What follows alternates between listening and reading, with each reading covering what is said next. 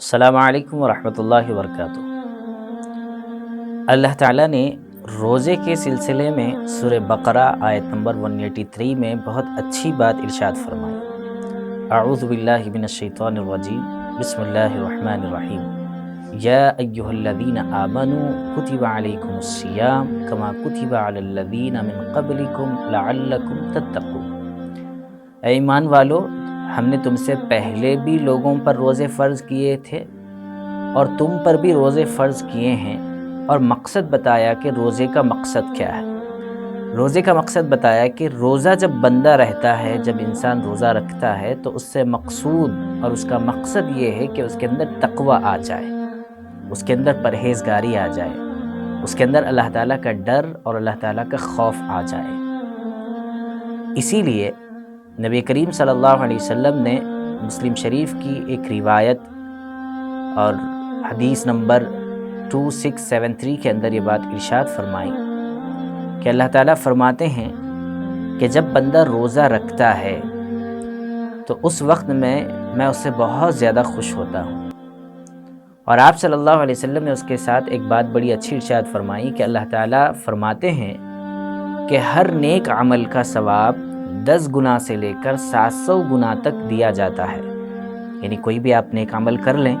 تو اس کا جو ثواب ہے، اس کا جو اجر ہے، اللہ تعالیٰ 10 گنا سے لے کر 700 گنا تک اس کے درمیان جتنا چاہیں دیتے ہیں، اور اللہ کے اوپر ڈیپینڈ ہے، اور اللہ کا فضل ہے کہ اللہ تعالیٰ اس سے زیادہ بھی دینے پر قادر ہے۔ لیکن روزے کے سلسلے میں اللہ تعالیٰ کا عجیب معاملہ ہے۔ اللہ تعالیٰ فرماتے ہیں کہ روزے میں بندہ کھانے سے رکتا ہے، پینے سے رکتا ہے، اور اپنی بیوی سے صحبت کرنے سے رکتا ہے، گناہوں سے رکتا ہے، اور یہ تمام کے تمام چیزوں سے جو رکتا ہے وہ صرف میرے لیے رکتا ہے۔ اور جب بندہ میرے لیے تمام چیزیں کرتا ہے تو یہ میرے لیے ایک تحفہ ہے، اور جب بندہ میرے لیے ایک تحفہ پیش کرتا ہے تو میرا بھی یہ فریضہ ہے، میری بھی یہ ذمہ داری ہے، یا میرا بھی یہ فضل ہے کہ میں اس کے ساتھ ویسا ہی معاملہ کروں جیسا اس نے میرے ساتھ کیا۔ یعنی اس نے میرے لیے روزہ رکھا تو میں اس پر جو اجر دوں گا اور اس کو جو ثواب دوں گا وہ اتنا زیادہ ہوگا کہ ہم اور آپ اس کو سوچ نہیں سکیں گے۔ اس لیے حضور صلی اللہ علیہ وسلم نے اسی حدیث کے اندر یہ بات بھی ارشاد فرمائی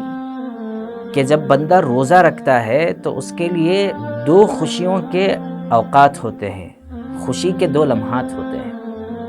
ایک لمحہ تو وہ ہوتا ہے جس وقت بندہ افطار کرتا ہوا رہتا ہے، تو اس وقت میں بندہ جب افطار کرتا ہے، روزہ کھولتا ہے، اور اس سے پہلے جو دعائیں کرتا ہے اللہ تعالیٰ ان دعاؤں کو قبول کرتے ہیں۔ کیوں؟ اس لیے کہ وہ دن بھر اللہ کے لیے ہی اس نے روزہ رکھا تھا، تو اللہ تعالیٰ بھی اس وقت میں جو دعائیں کی جاتی ہیں ان کو قبول فرماتے ہیں۔ یہ ایک خوشی کا لمحہ ہے ہمارے لیے۔ اور دوسرا خوشی کا لمحہ وہ ہے جب قیامت میں، آخرت میں ہم اللہ تعالیٰ سے ملاقات کریں گے، اور اللہ تعالیٰ ان روزے رکھنے کی وجہ سے، ان روزوں کی وجہ سے بندے سے جتنا خوش ہوں گے وہ خوشی ہم اور آپ وہاں دیکھیں گے انشاءاللہ۔ اور ترمذی شریف کی ایک روایت نمبر 723 حدیث نمبر کے اندر نبی کریم صلی اللہ علیہ وسلم نے یہ بات ارشاد فرمائی اور کہا کہ اگر کوئی بندہ، اگر کوئی انسان بغیر کسی بیماری کے، بغیر کسی شرعی عذر کے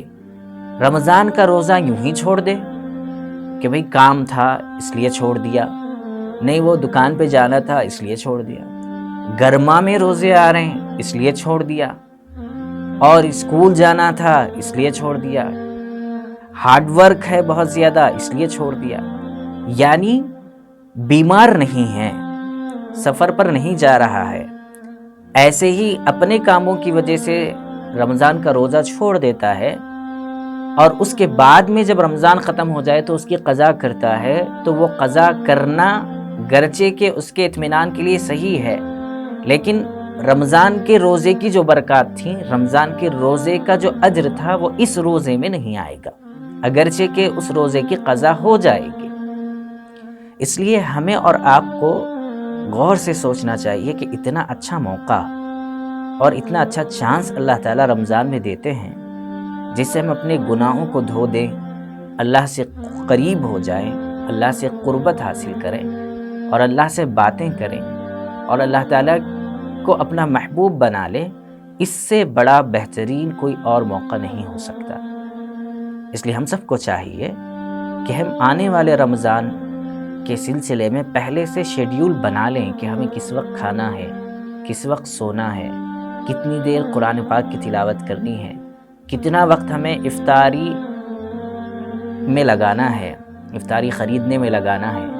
کتنی دیر ہمیں تراویح اور کس جگہ پر اور کتنے اچھے انداز میں پڑھنا چاہیے، ان جگہوں کو فائنڈ آؤٹ کر کے وہاں جا کر نماز پڑھنے کی کوشش کرنی چاہیے۔ یہ تمام چیزیں اگر ہم پہلے سے شیڈیول کر لیں تو ایسی صورت میں ہمارے لیے آسان ہوگا رمضان کا اچھا گزارنا۔ اللہ تعالیٰ سے دعا ہے کہ اللہ تعالیٰ ہمیں صحیح سمجھ کے اور صحیح عمل کی توفیق عطا فرمائے۔